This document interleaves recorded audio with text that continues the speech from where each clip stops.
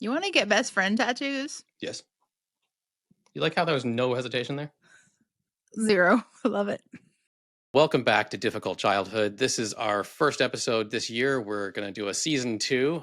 And this is the podcast where we talk about growing up as Jehovah's Witnesses. And you may know that Fallon, my lovely and brilliant podcast partner, we actually grew up mostly together. A lot of our childhood, our families lived really close to each other.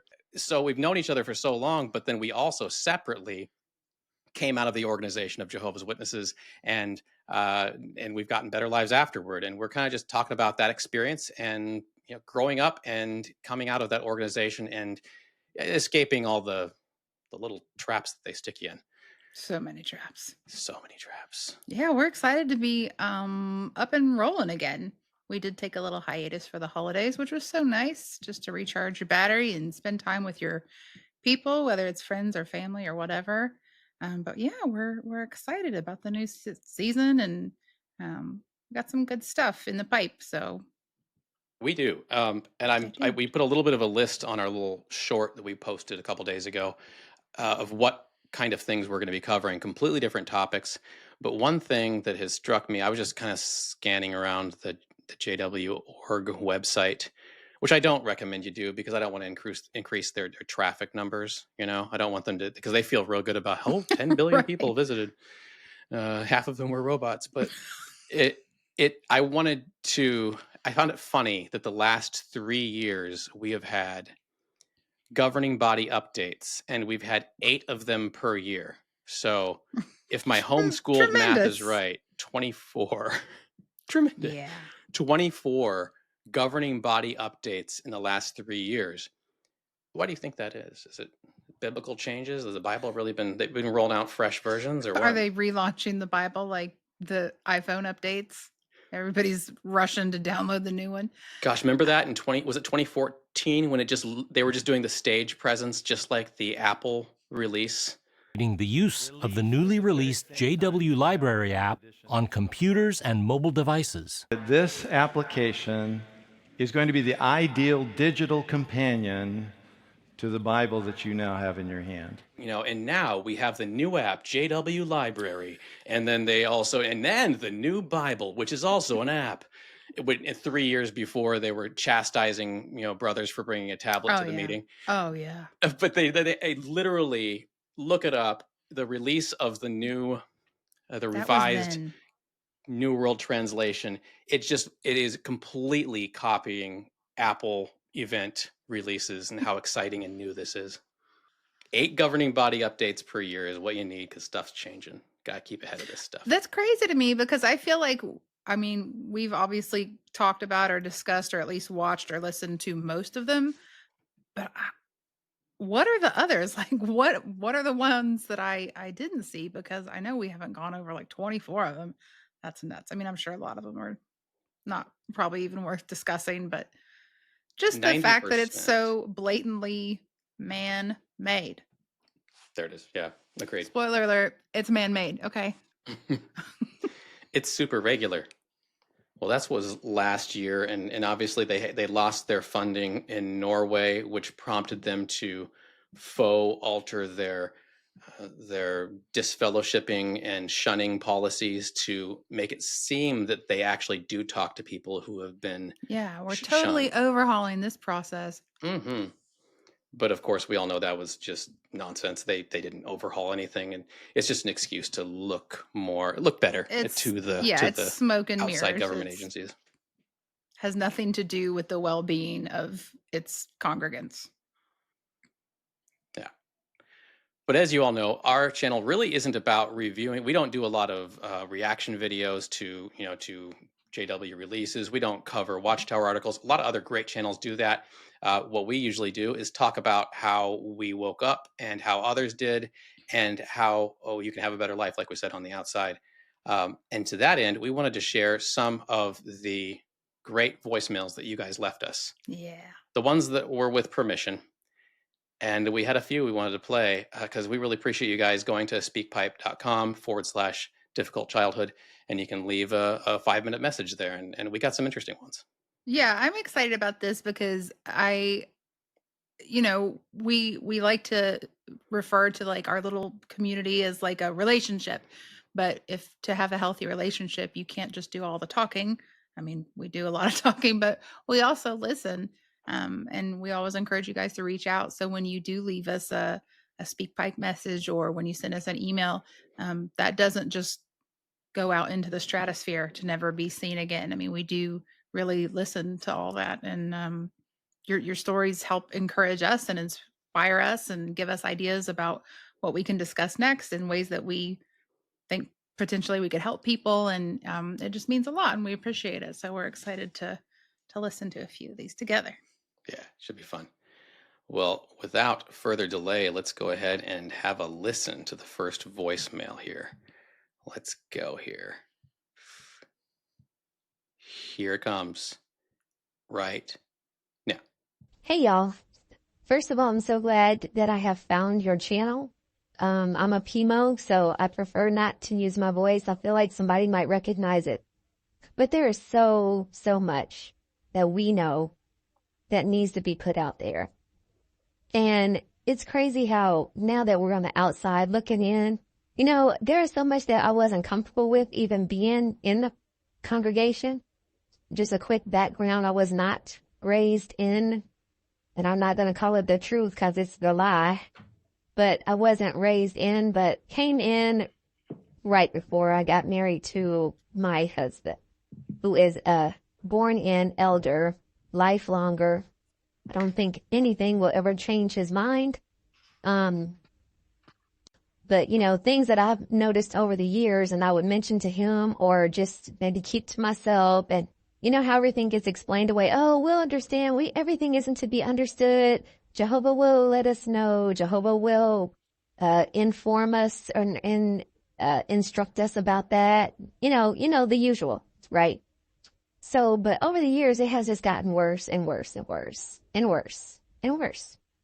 So I finally just had a break to where I was like, I can't do this anymore, especially the last of the last, shortly before the last. I was like, is this serious? Are they serious? Like, it pissed me off. I was like, what is this? What are they talking about, right? And it's just gotten more and more, but you know, oddly enough, like I have just had a huge change of heart and mind, and I just don't want to do it anymore. I can talk for a long time, but I'm trying to keep it into one little sensible recording, right? So, but it's to the point now to where, you know, I am definitely PIMO, definitely want out. And I have health issues and different reasons as to why I just can't jump up and leave for multiple reasons. Yeah, our son, you know, like I said, I started out as not the witness. And now our son has found a girl that he has fallen in love with. Guess what? Oh no, she's not a witness. And my husband and I know how our relationship began. And he is such a hypocrite. Because he's like, I can't support this. This is not okay. And this is wrong. He's got to stop this. He's got to end this. And I looked at him and I said, our son is a product of a good little Jehovah Witness man falling in love with a worldly woman. I said, you act like you've never heard this story before. This is our story. So that's a whole nother thing. And our poor child is like, you know, he's born in and he's devastated in his, you know, what has happened to his life and the fact that he knows it's quote unquote wrong that he loves this girl and he wants to be with her. And he knows that if he does get with her, he knows what the consequences will be. And so poor thing, he's having like nervous issues and everything. And it's exacerbated a health problem that he has. So I am like a bitter sister. I am trying to exit smartly. It's a crazy situation I'm in.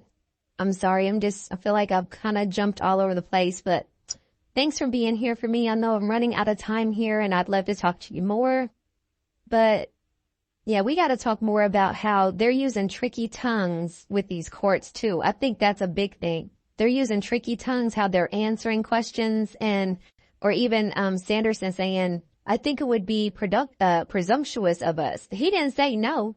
he just said it in a way that made them stop and think. But these courts are getting smarter and smarter. And my time is ending here. So I'm probably going to make it. Yeah, sorry about the 5-minute cap there. That cuts them off. What a predicament. Right. And My and if you're not hearing the entire story, it's because we did edit some out because yes. first of all, we changed her voice some and also some specifics that may have given away her identity. We edited out. But the overall gist of it's there. Yeah, my heart just goes out to her because she's in a very tangled situation. Just being a PIMO, if you have a spouse that's all in, that's hard enough on its own. But then the situation, it sounds like with the son who's now interested in, or she said in love with a non-believer, a non-witness. That's how her and her husband found each other. And it was okay for them, but now the husband's having problems with it with the son. And oh gosh, that's just a lot of layers. I can't imagine because I don't have children, but I just think that it would probably be very frustrating to have brought kids up in the organization, gotten them indoctrinated, wake up yourself, and then realize you can't wake up your kids because of the indoctrination. And it's not her fault. When we're indoctrinated, we think we're doing what's best. Oh, But absolutely. so that's not an indictment on her. It's just like, oh gosh, that must be an emotionally very tricky situation to go through. Well, I just remember, just within the last couple of days, we heard about Mike Render passing away, and that was what he always said. Like his emotional burden was so great because he said, "I raised my children in Scientology. This was their whole existence, and they were so well indoctrinated that once he woke up and left, they were the shunning. They were doing the shunning." And he said it's horrible because you did it to yourself unknowingly, of course, but it's a direct result of the choices you made for your children. So that would be horrible. I mean, I can't imagine. Right. And then too, she's got to feel some, there has to be a level of like resentment building between her and her husband. Like she said, she just feels like it's hypocritical because it's the same thing that they went through. So that's tough. I'm sorry. That is tough. From my experience after, I was single again, I dated someone and then eventually lived with her.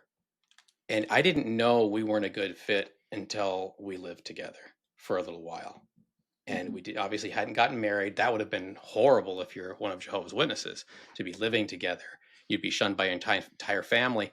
But it was I didn't know she wasn't right for me until we actually did live together. And I think that's super critical. Like, I get where this stuff comes from, from centuries ago. You want to have some sort of commitment in case the woman gets pregnant. There are things people can do now to prevent pregnancy. There are things you can do now. Modern things make it possible to have a relationship and determine just household compatibility, sexual compatibility, all those other things before you commit to a long-term relationship. And not everybody's going to feel the same way here, but like I said, I didn't know we weren't a good match until we had lived together for a few months, and I went, oh. Now, imagine if I had gotten married and then we'd moved in Right. together, it would have been a big old mess. Agreed. Way worse. So that is another shortcoming of the organization. I think she mentioned Jeffrey Jackson and his tricky tongue. She called it. I like that. That's really what a great way to put it. They call it spiritual warfare, but they're really just lying under oath in court. Who's they claim that Satan's the father of the lie, and then they're like, it's fine for us. It's different if it's omission. Yeah. If it's spiritual warfare, it's okay. Why would God, Jehovah God, Almighty God, need you to lie on his behalf? If his spirit's there, he'll Right. fix things for you. It's absurd that you'd have to do any maneuvering. It is absurd that the organization, if it has God's spirit, wouldn't need any lawyers at all. And yet they're, Right. stop it. Anyway, great message. Thank you so much. We appreciate Yeah, you thank sharing you. that with us, with everybody. Okay, let's try another one here. Let's see what happens. Hello, this is an anonymous message from somebody living in Arizona. I am 33 years old, and I left the Jehovah's Witness Church when I was 17. I actually was disfellowshipped because, long story short, I was in high school. My mom found out that I had a boyfriend, and she pulled me out of high school. And from that point forward, she made me homeschool, and I was very upset about that because I loved high school. I loved going there. I loved having friends. And at that point, I started getting a little bit rebellious, and I started beauty school, actually, because my mom was a hairstylist, so she let me go to beauty school. So I got my GED, went to beauty school, and then I started dating around and ended up, quite honestly, sleeping with my boyfriend, and then I ended up telling somebody in the church that I had done it, and then she told on me. So then the elders pulled me into the room and started asking me super inappropriate questions about how that whole thing went down, and I got super uncomfortable, and I said to them in front of my mom and my stepdad that I don't feel comfortable talking about it, and that I wasn't necessarily sorry, because it just was very uncomfortable. They were asking me questions about, like, who touched who first and all this stuff, and I felt like they were getting off on it. It was really creepy. So I said, I don't care. I don't want to talk about this. It's none of your business. And I walked out. I ended up getting disfellowshipped, and I told my parents I did not believe in a religion anymore because I just felt like it was too strict. I wanted to play sports in high school. I wanted to have friends. I wanted to go to the movies with my friends, and my parents were so strict I couldn't do anything. And then they took me out of high school, and I was just so done. I was just like, no matter what I do, no matter how hard I try, and nothing I do is ever good enough, so I'm just going to start doing whatever I want. Kind of a typical teenage reaction, I think. So I ended up getting disfellowshipped, and I was going to beauty school, living at home, and couldn't talk to anyone at church now because I was disfellowshipped, and couldn't have friends outside church. So it was just me, school, and I started working. Well, I started lying about what I was doing. I said I was at work, and I was actually hanging out with people, and hanging out with a boy, actually. And one day I came home. I was only 17, and my mom literally started yelling at me, called me a liar, had all of my clothes packed up in trash bags, and she put ramen noodles in my pillow, no joke, and she kicked me out. She said, "Get out. You're a liar. Don't ever come back. I don't want to talk to you."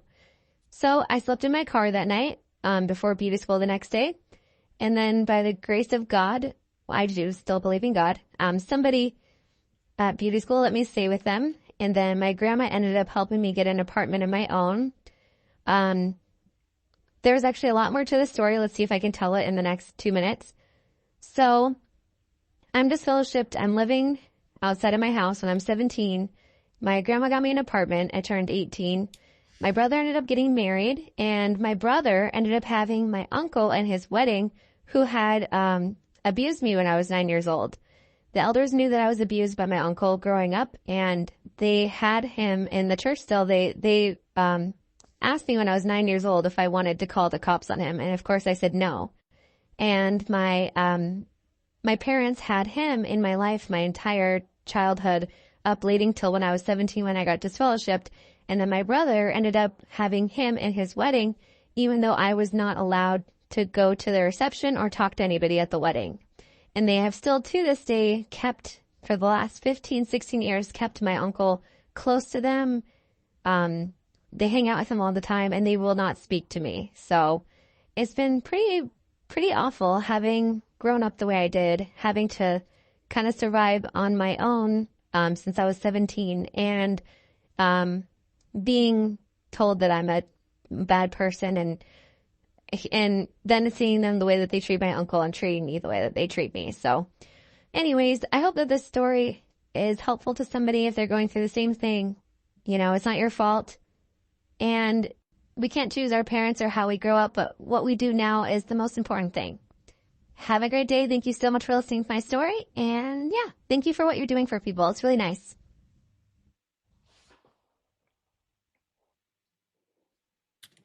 So, two things. I had heard this message before, and this beautiful woman is now a very successful, super gorgeous business lady.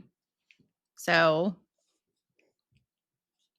there's life afterwards, even if you leave under traumatic circumstances, at any age, like you can still have a happy, successful life on the outside.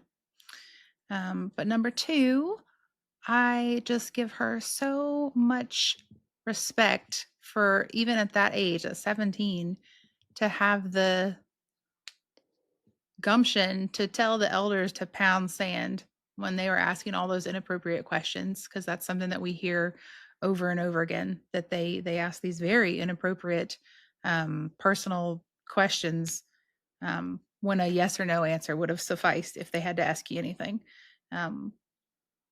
But a lot of people just feel like on the spot, and they feel threatened, and they're scared, and they don't know that it's within their ability to say, no, I don't want to discuss that, or I don't want to answer your question. So kudos to her. Yeah. Yeah. I've read that chapter in the Shepherd the Flock book. It's absurd how much attention that book gives to sexual things. It is bizarre that they do that, because I know from, I think I've shared this before on the channel, but I don't know if we actually did upload it. A friend of mine had a similar experience. She was in her, I think she's 16.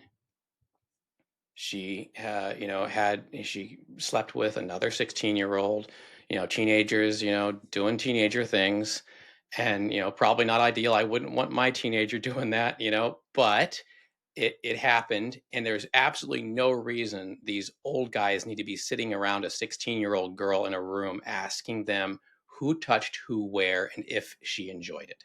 That is Yeah. outrageous. And it was so specific. And I have this experience, same thing with before I got married. My fiance and I got a little too affectionate, and they wanted to know every detail, just so many details. But in contrast, a friend of mine who is gay, he had before, that was not married. Of course, any type of gay sexual contact is completely unacceptable to Jehovah's Witnesses, and somehow worse than heterosexual. But they didn't want any details of his experience with another young man. So this Yeah. group of older men who are straight, even though the shepherd the flock does direct them to collect details, so I'm not saying it's exclusively the elder's idea to ask details, but it is clear that it is completely unnecessary. The whole thing is unnecessary, but zooming in on Right. that little area So is it's like it didn't completely appeal to unnecessary. them No, personally, so they yeah. weren't interested in I don't want to hear about getting that. to the bottom Yikes. of it. Yeah, let me get all the details if it's a young girl, which is, Yeah. in my Gross. opinion, way worse to be asking, and more traumatic Sure. than asking Sure. this guy who was, I think, 22 at the time, Yeah. and An and and adult. had, it was an adult. Crazy, crazy. But also, I don't know why she's complaining. I mean, ramen, top ramen, probably.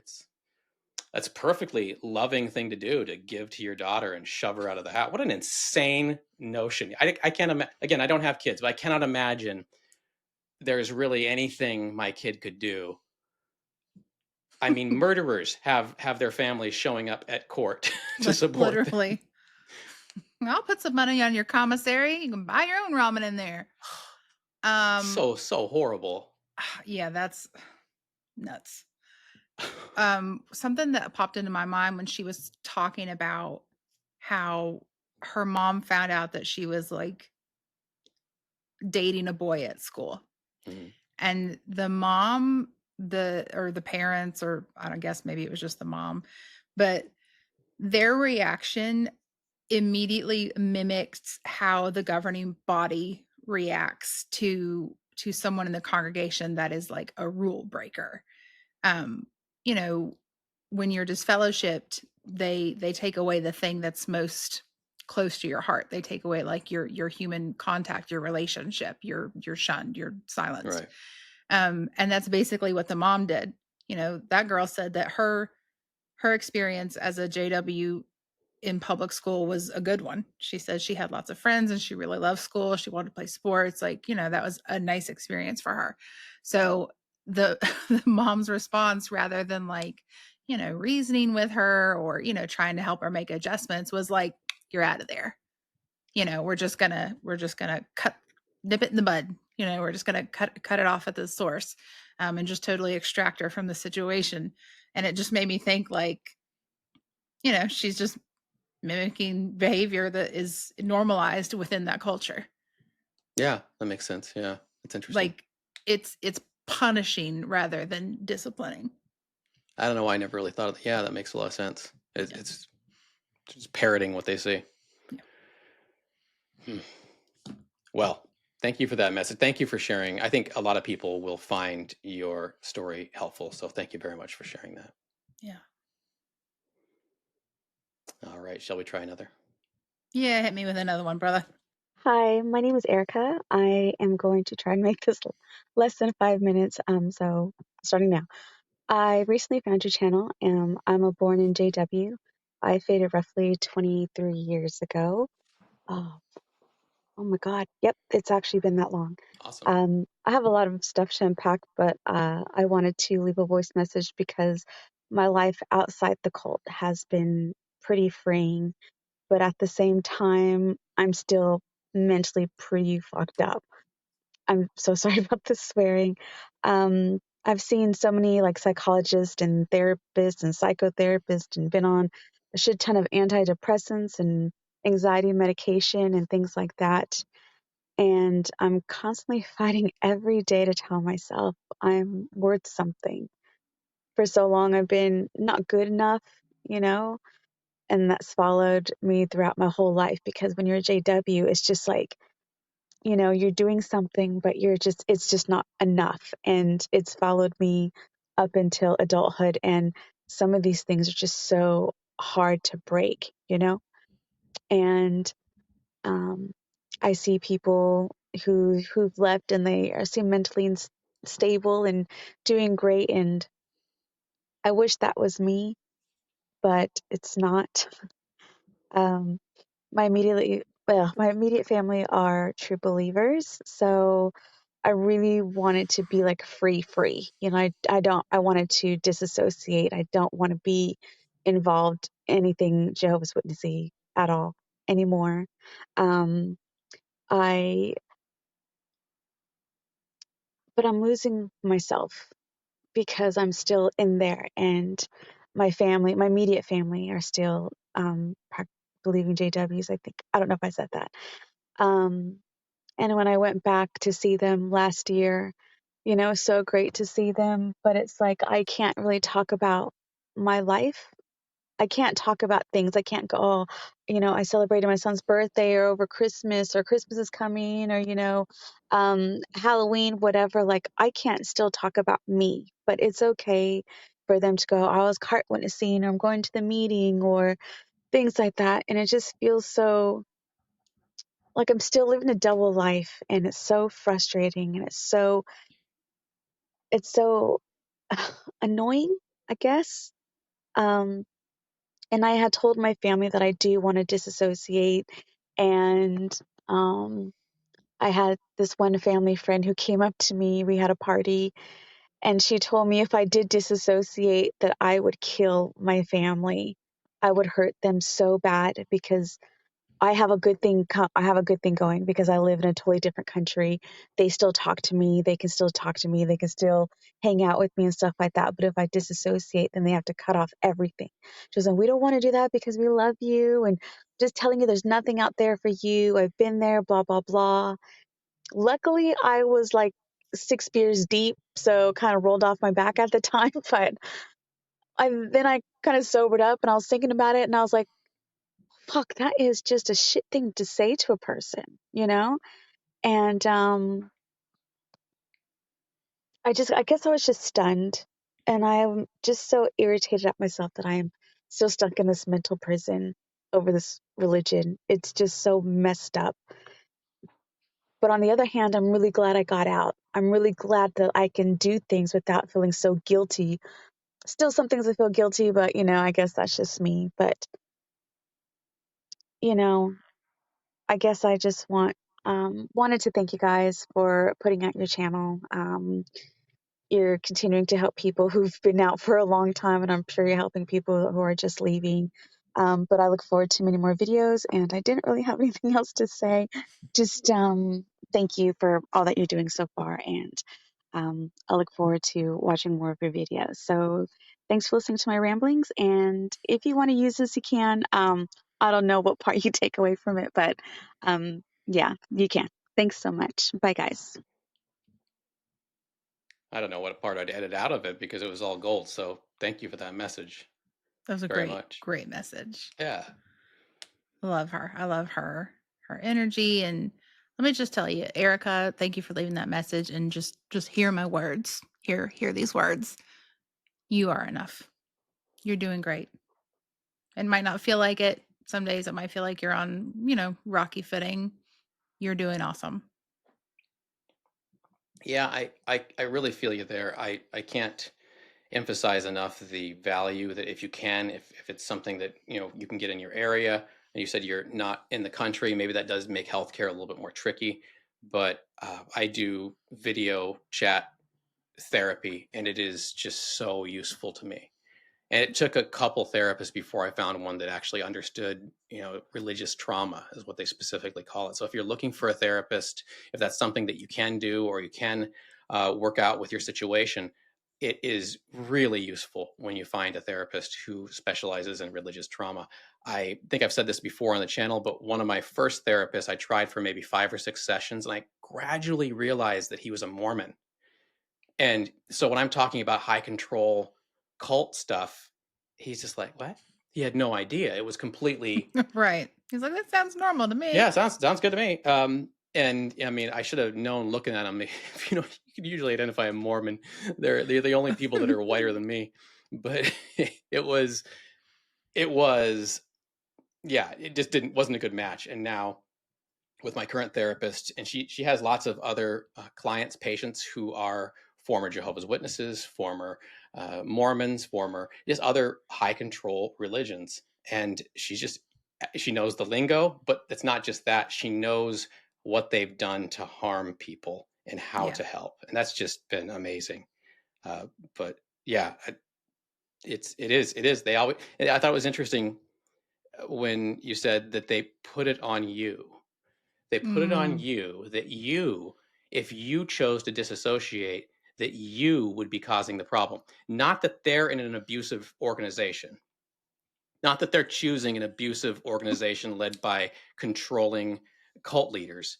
That's not the problem. The problem is that it must be put upon you to continue to, I don't know, just somehow endorse it by not disassociate. Not that I'm yeah. saying you should disassociate. That's your choice. I didn't. I just ignored the whole thing.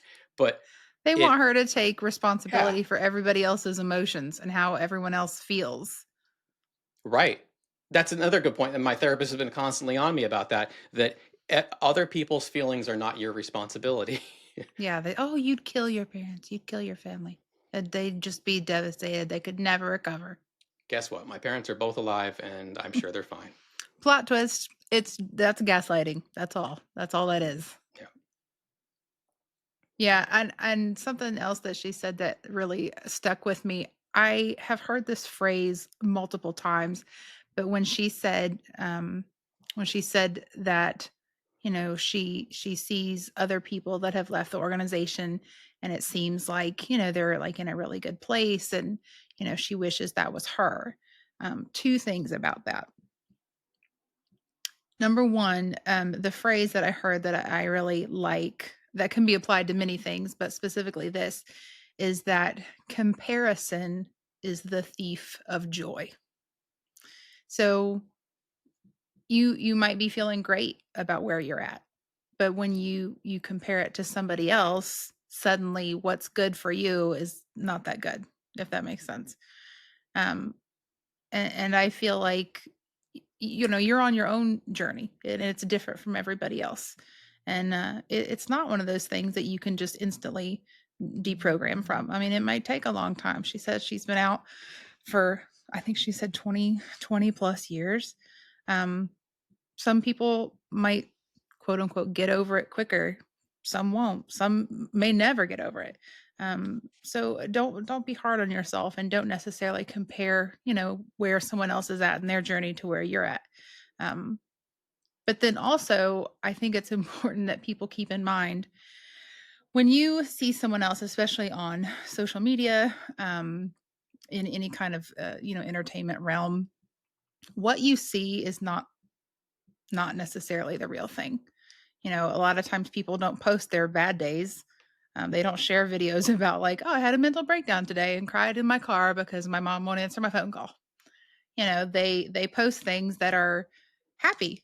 They want people to be drawn to the content that they create, or the persona that they put out there. So a lot of it is like, happy, I'm doing great, I'm Right. fine without my family. And just understand that, a lot of times that may be manufactured content, people presenting the best of themselves for the sake of creativity. So Right. don't let that bring you down. Yeah, I agree. Because obviously we're doing this channel, and what we put out there is that life is a lot better outside of the cult. It surely is. But there are still mornings that I wake up sad because I've been dreaming what feel like all night, arguing with my dad, Yeah. or trying to convince my mom of something, or my brother or something, and they can't hear me because to them it's a different language. I'm like, Yeah. thanks, patently obvious subconscious, appreciate you, but I'm having a bad time there. And so yeah, yeah, and the grief does go up and down. There's good days and bad, but it is an unnatural thing to lose your family. And I know you said you're sometimes hanging out with them. Whenever I was talking with my parents, even little snippets. That completely stopped 2 years ago. But before that, I remember sitting at a hospice in the cafeteria. A family member's was in hospice care and passing away, and we were all going through that. And I was sitting there in a cafeteria talking to both my parents, and they did not ask a single thing about me. So that is a shared experience. They don't ask because they don't want to know. They want to hear anything that doesn't match. Oh, are you in a relationship? Oh, you're not married. Oh gosh. Oh, are you, oh, you did Christmas. Oh gosh. They don't want to hear anything. So Yeah. I found that I was sitting there just asking my parents questions, and they were sitting there like this, stiff, like my mother was actively stiff and leaning back like she was afraid of what I was going to say. Just might get your cooties, Jason. Yeah, well, that might have been it. Your worldly cooties. Yeah. I think that double standard that she was talking about how they can talk about, what's going on in their lives and their activities, but she's not allowed to, share, the things that are shaping her world. I think that double standard, is seen in other places within the organization. Um, I think specifically about one time I was in field service, and I was young, and I was at this woman's door, and she was super nice, and she took the magazines, and she's like, "Yeah, I'll read them." And she gave me like this little teeny tiny little pamphlet from her like little local Baptist church or whatever. Mhm. And she's like, here's a little pamphlet like from my church. And I was like, okay. And my mom had this like panicked look on her face. And when we got up to the car, she was like, why did you take that tract? And I was like, to be nice. I mean, probably the same reason she took the magazines. And I said, I'm not going to read it. And she's like, you shouldn't even have taken it. And I'm like, but we want her to take our literature. But why, um, Yeah. or how, like, when you are studying with someone, you open the study with a prayer, like you will pray over them, but you Mhm. don't allow them to pray over you. So it's just this double standard, and it just carries over into the members' lives, because that's normalized within that culture. Anything from anybody else's, ew, gross, ew, gross. Yeah. Ridiculous. But we're proud of Oh, you. gosh. Yeah. And thank you for leaving that message. Good message. You're Thank you. doing great. All right. Should we try another? Let's see. I don't know what this other one is. It'll be a surprise. Wild card round. Hi, it's Sierra Whiskey 13, also Stephanie. I had left y'all a message a couple days ago after watching one of your episodes, and I shared the experience of so I had been inactive for quite some time, and I married a non-JW, and we had 2 kids. And so, sometime after having the 2 kids, I started to feel the overwhelming guilt and responsibility of taking care of these kids spiritually. And so, I decided I was going to take them to the meetings with me. I was going back. At that time, I wasn't woke up by any means. So, I started going to the meetings, just the kids and I. Of course, it did not take very long after I started going back for the elders to corner me and, ask if we could have a quick meeting after the meeting. So, I proceeded to sit through, believe that was a Sunday meeting, long, boring, and have 2 kids. So, young toddlers, babies.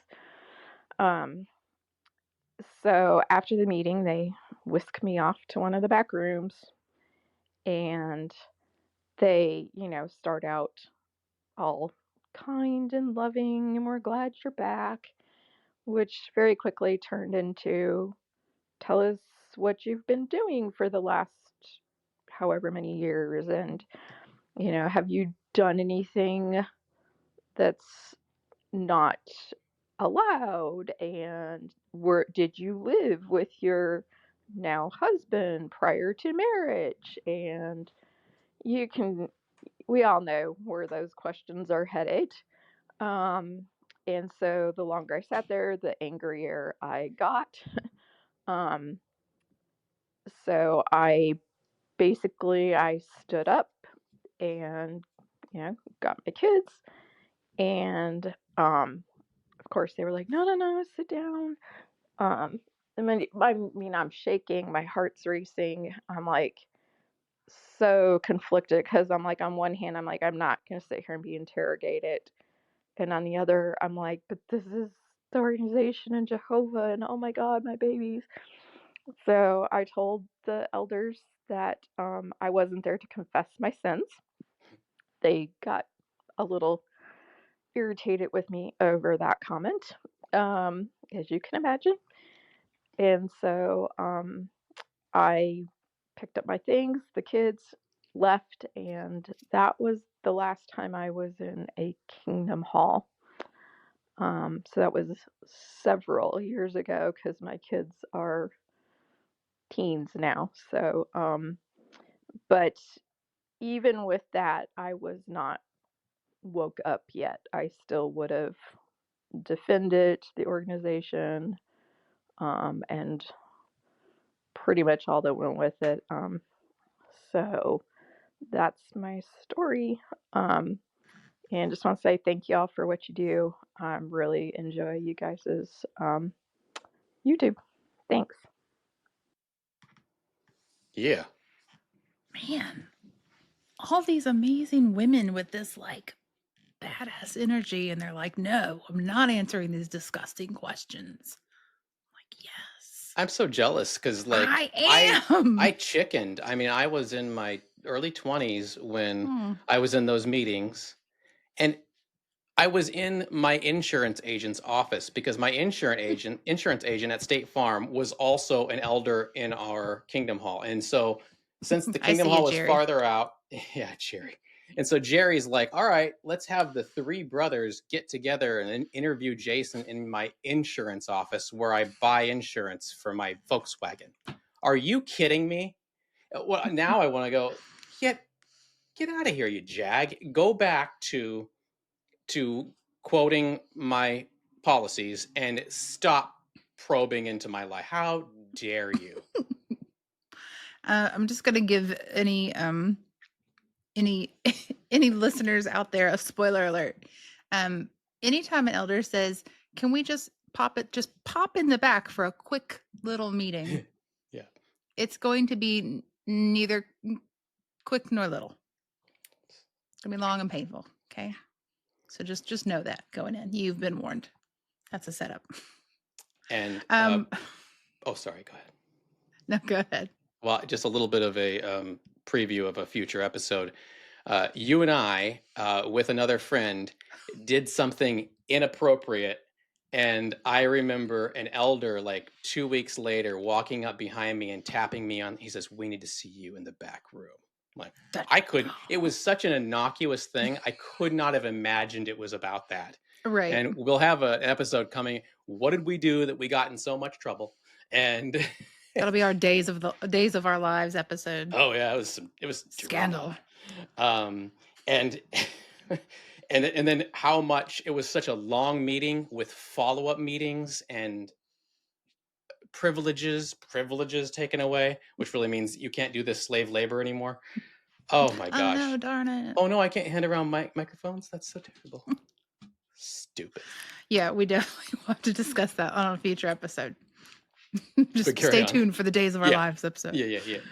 I do want to say though, Stephanie, like I admire you for feeling the need to want to give your kids something more, to not just provide for them, in a physical sense, but like, you wanted to give them like, a spiritual development too. I think that's really great. Obviously the methods flawed, just like my parents' methods flawed. But when you know better, you do better. So I think that's awesome.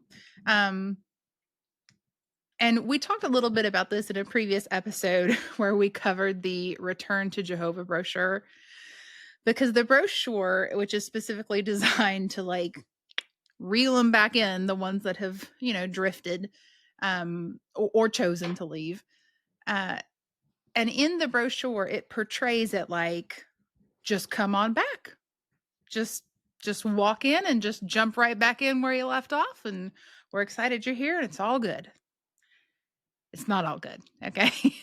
But they don't say, we're going to want a rundown of where you've been and what you've been doing.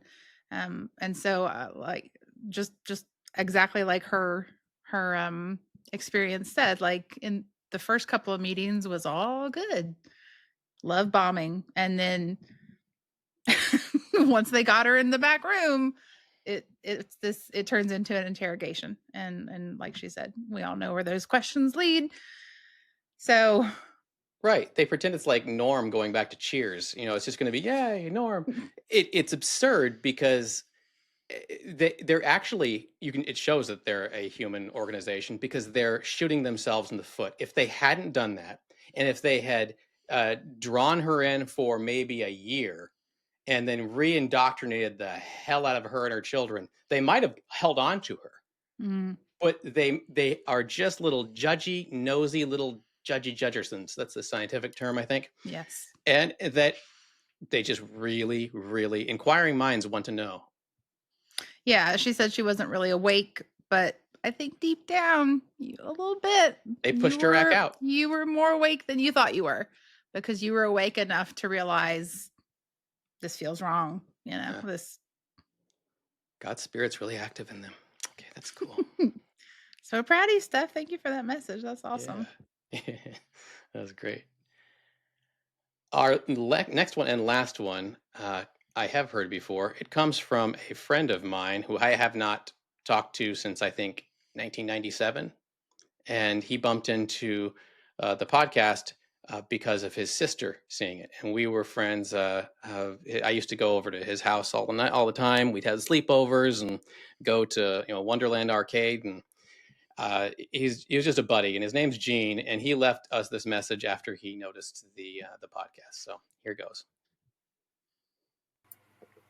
Hey, Jason Hansen. This has been amazing. I think I found my sister told me about your channel, maybe a couple weeks ago or so. I've been just totally digging it, man. Like you're compelling, and you're so interesting and unique, and I mean, you guys, your ability to articulate and communicate is top notch. This is a amazing accomplishment what you've created here. This podcast you've taken. And he is going to talk like that very, very kindly because he's such a Aw, supportive, sweet guy for quite a while here. love So him. I'm going to do a little edit so that my head does not pop off of my shoulders from getting so big.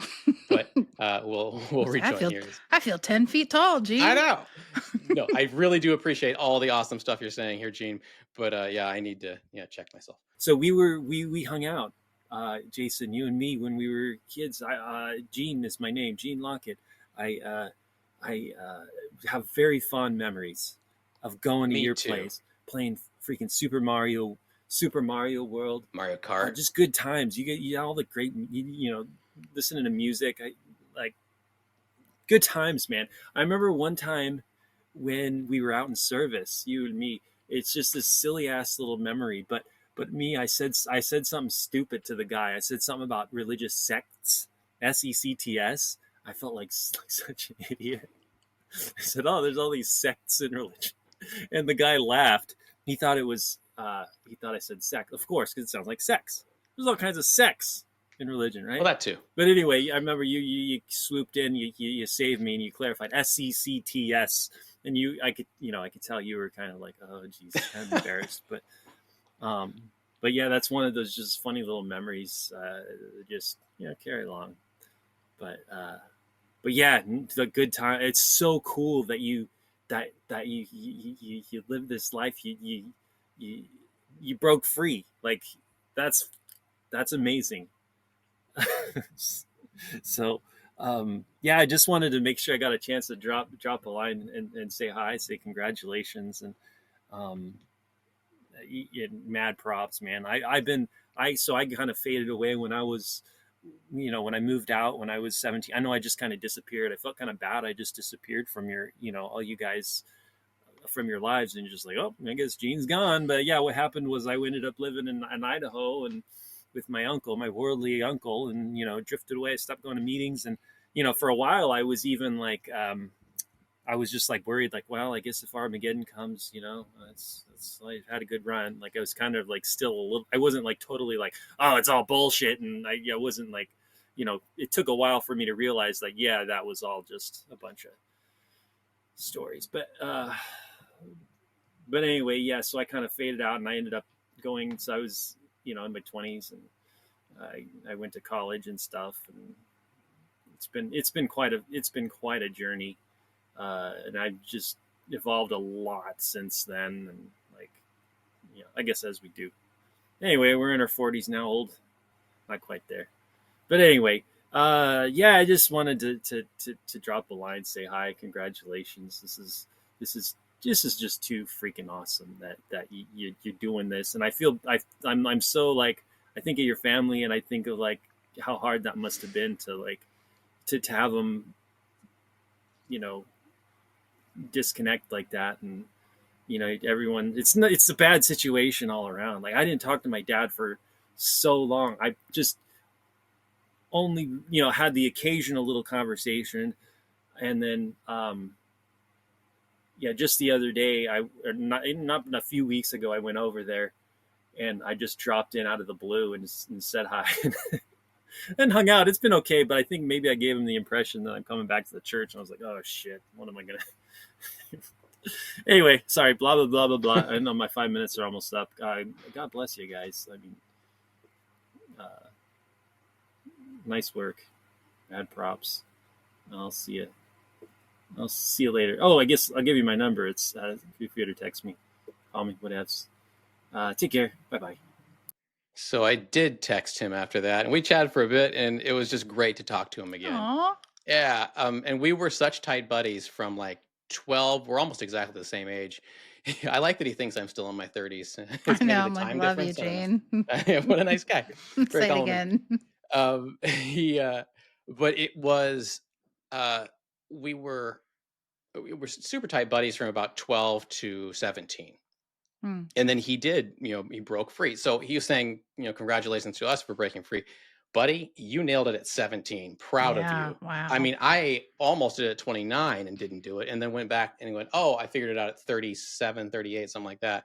So bravo. One thing is I thought about Gene all the time because we were such close friends, but our families did not talk about him after he left. It was as if he had never Hmm. been there. And there's a Yeah. certain thing to that's like, oh, you guys used that to give us a taste of what would happen if we ever left, is what they did. Our families did. It's weird. It's so strange in the JW culture because the just going back to what we said before, it's like a form of gaslighting because anytime a kid just like you said just kind of vanishes into thin air, the Mm-hmm. family always basically says, well, they made their choice. Mm-hmm. And then never mentions them again in Yeah, public. and then it's just like that person is like the folklore, oh, well, there was a young brother Johnson and he made his choice and no one ever saw him again. Yeah. I'm sure my pictures have been taken down off the walls in my parents' hallways. And I'm sure, that stuff's happened because I know that when Rebecca left ahead of me, my ex-wife left ahead of me about a year, I went down and visited, and my mother had eliminated every sign that she'd ever been in Like she she used to be never all over the existed. wall. It's like she never Yeah. existed. So it's tragic. It's not, I don't think it's malevolent. I think it's also a coping mechanism because it's a death to them and they have to kind of try to Sure. move Oh, on. It's yeah. very sad too. Um, but proud of you. I also talked to Gene a little bit more, like I said, and he is now employed he works at a nonprofit, and he said it's the happiest place on earth, and it's not Disneyland.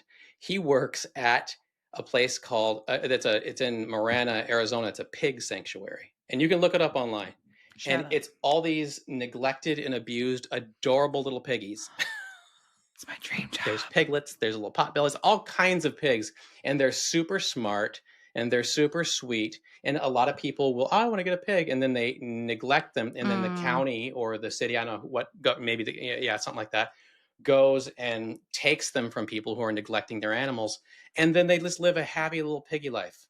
And I'm so jealous. that's so valuable to give happiness to another creature. And that is something that I cannot imagine a Jehovah's Witness ever doing. They're like, well, we'll just focus on preaching right now and just go wash some windows or do whatever job you can do that's the minimum amount so you can go preach the maximum amount. And they don't do any good in the world. And I think, yeah, obviously it's, there's, other things you can do good too, but that is just so valuable to be helping animals that can't help themselves or neglect it. Just something so good about that. And if you Google Marana, Arizona, and a pig sanctuary, you'll see it. And it truly does look like the happiest place on earth. That's What a amazing, fun Gene. thing to be Yeah, so excited about rewarding. going to your work every day. Yeah, we're just, That's awesome. Gene, you're awesome. Thanks for the message, buddy. I appreciate I you. I never knew him. I knew his sister, but I never met him. Yeah, his younger sister has also left, and so she's married and she's out of the cult. I think her and her husband were both in at one point. I'm not really sure, but Chandra is lovely. She's doing great, and she again, no more people living a better life outside of this stupid cult. It's possible. It's a real thing. It is. There's a thing that Fine. tells you on the YouTube Studio how many hours your content has been viewed. Now, because clicks on and views are helpful, but they don't really tell you how many people just clicked on for 3 seconds and went away. It just Let's tells you how many see. actual hours. And I was just so pleased to see a number that was far bigger than I or you could ever have done spending our entire life pioneering, in terms of actually talking to people about something. Total watch Unwitnessing. time. Total watch time since October 10th of 2023, which is crazy. 40,004.2 hours. So that's actual time of people listening to an unwitnessing message, which of course, if you're pioneering and you're going out for even back in the day, 1,000 hours a year, back when we did 90 hours a month, even then you were probably spending maybe 15 to 20 hours a month actually talking to someone. So I feel good about that. That makes me happy. I know it sounds just like we're bragging, but I just feel good about it because I feel like I'm undoing a lot of the stuff I did, trying to indoctrinate other people. This is our quantum leap. We're trying to go back and put right what once went wrong and hoping each leap will be our leap home. Grew up in shadows, now I'm free. Dysfunction behind me, hope inside. New family found, safe and sound. Past was dark, but I'm not bound. Future is bright. We're taking flight from shadows to sunlight. Everything's alright.